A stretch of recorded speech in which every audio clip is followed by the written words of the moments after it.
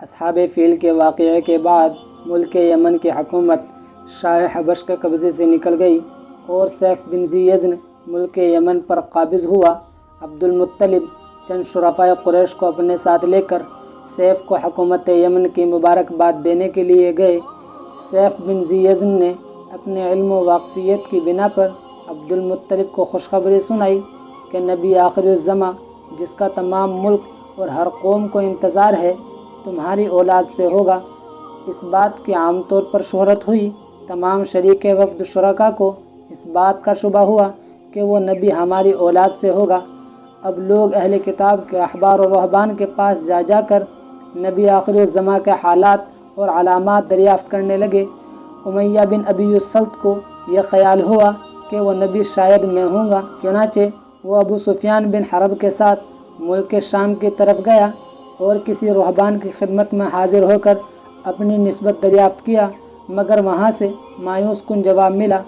دنیا میں کسی بڑے یا رسول کی پیدائش کے وقت آسمان پر بڑی کثرت سے اور غیر معمولی طور پر ستارے ٹوٹتے ہوئے دیکھے جاتے تھے، چنانچہ اسی کثرت سے اور غیر معمولی طور پر حضرت صلی اللہ علیہ وسلم کی پیدائش کے قریب شہاب و ثاقب آسمان پر نمودار ہوئے، اور علماء اہل کتاب نے حکم لگایا کہ یہ نبی آخری الزماں کی پیدائش کا زمانہ ہے۔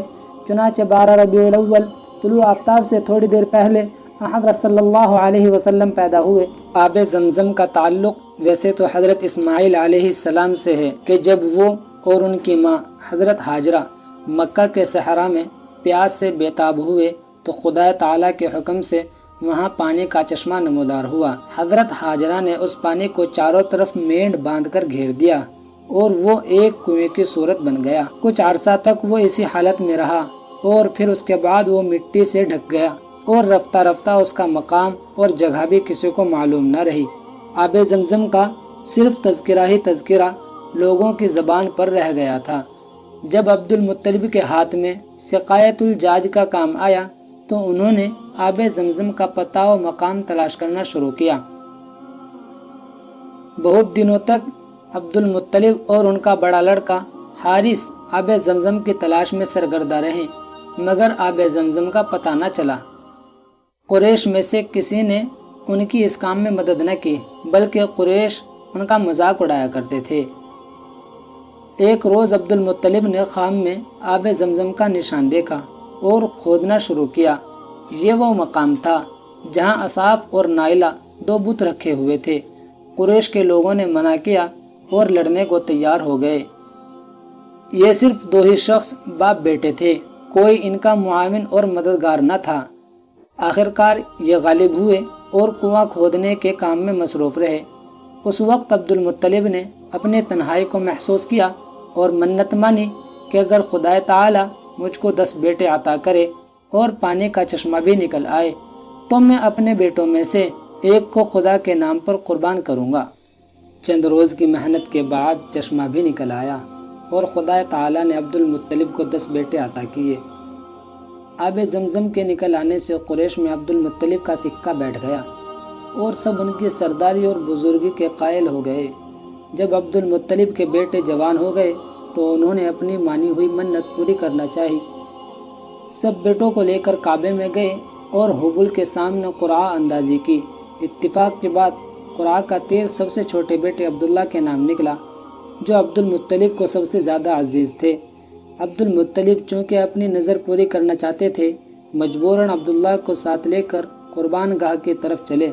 عبداللہ کے تمام بھائیوں بہنوں اور قریش کے سرداروں نے عبد المطلب کو اس حرکت یعنی عبداللہ کے ذبح کرنے سے منع کیا، مگر عبد المطلب نہ مانے۔ بالآخر بڑی رد و قد کے بعد یہ معاملہ سجا نامی کاہنہ کی طرف رجوع کیا گیا۔ اس نے کہا کہ تمہارے یہاں ایک آدمی کا خون بہا 10 اونٹ ہے، بس تم ایک طرف 10 اونٹ اور ایک طرف عبداللہ کو رکھو، قرعہ ڈالو۔